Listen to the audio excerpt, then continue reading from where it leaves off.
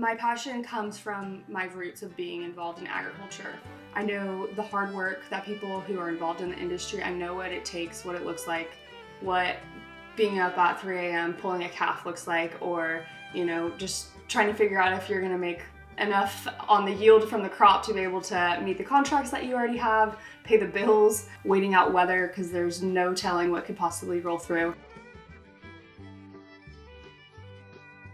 Ag Chicks is, at a very basic level, a podcast that highlights women in agriculture.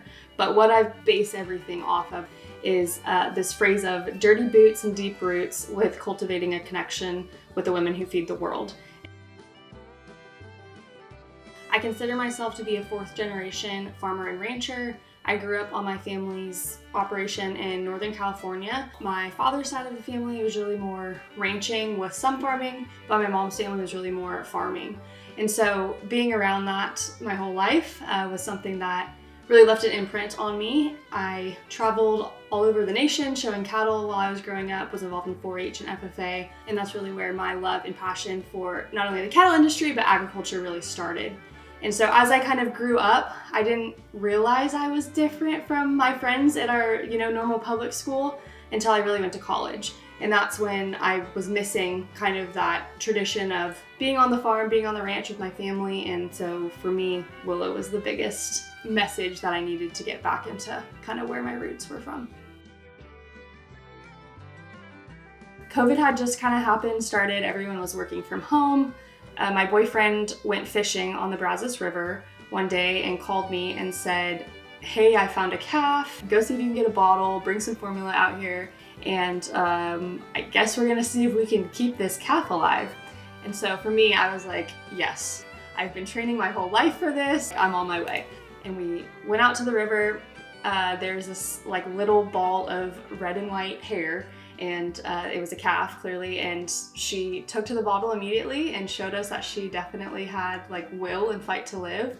And so we loaded her up in the front seat of my F-150, and I drove 45 minutes back to our house, and then we raised her basically alongside our 2 bloodhounds at the time.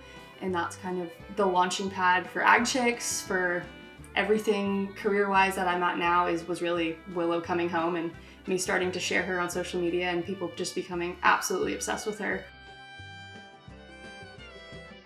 So I was with my current job and I was standing at the poultry science booth with one of my undergraduate students, and we had a professor come up to us and say things about chickens and hormones and steroids and how she didn't understand why anyone would eat a white egg when brown eggs are so much better.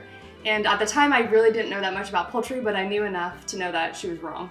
After she walked away, I realized if someone who is highly educated with a PhD works for the College of Ag and Life Sciences at Texas A&M, one of the top agriculture universities in the nation, is misinformed, how could we possibly expect consumers to have the right information? And so that's really what propelled me into wanting to learn more, wanting to figure out how we can communicate with people.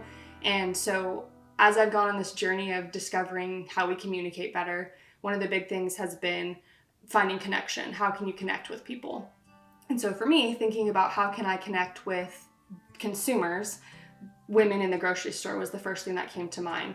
And then I can share other women's stories who are involved in creating food for not only their families, but other families around the nation and the world, and telling all of the things that go into that. And so for me, that's really where this whole concept of cultivating connections with women and cultivating connections in and outside of agriculture kind of came from, and what launched me to want to pursue this.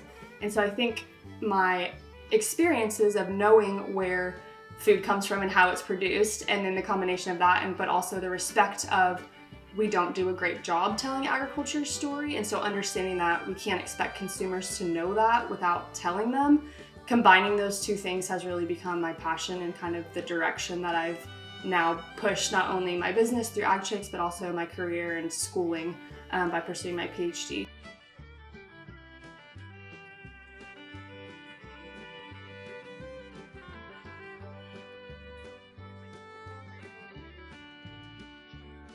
Telling the story of other women in agriculture is important because, first of all, we each have our own unique perspective and our own unique stories.